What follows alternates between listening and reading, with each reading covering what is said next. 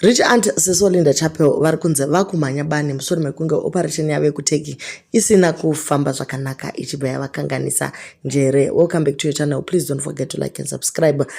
Vamwe vari kutoti aiwa hazvisiri izvo zvakaitika dzitori nema, but chinonetsa ndechekuti content creator vanenge vatoburitsa nyaya dzemukati asi vakazorealize kuti dzine hamwe yadzinopa vanogona kungo withdraw statements.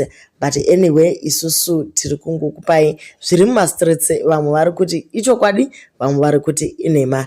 Isusu tiri kungoti ndo zviri kutaurwa navanhu. Kuri kunzi operation yekuteki haina kufamba zvakanaka. Vakutorwara pfungwa zvokutobvisa hembe chaidzo. Izvi zviri kuya zvakare mushure mekunge varambana naVangomo Baba Nandi ndobva vadzokerana nemukomana mujaya we40-year-old. Chikomana chedu chiband of joy ichi mazita Stana Naika. Okay, Stana paaona kuti amai havachanzwi zvakanaka abva angoita vanish into thin air.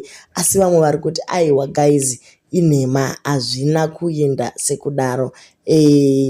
Pane zvakaitika kuteki ndo zvaita kuti mai Nandi vambonyarara zvachose for some time, asi vari kudzoka nemoto ende muchaona the body will be giving. Kumhanya bani kana kusamhanya bani, chatinoziva ndechekuti mai Nandi vari kuteki vari kugadzikwa muviri wavo. Pavachadzoka vachange vachipisa mumastreets. We will keep you updated as the story develops. Musakanga guys kuti pano ndo pa one stop shop penyu kungobaya munowana dzese dziri kuitika mumastreets, paground, kumachifu, Instagram, Twitter, ese social network nekusnapchat chaidzo dzese dziri pano. Tiri kungoti susu imi muchishanda muchiita mari isu tichidzimanyira mumastreets. Thank you for watching.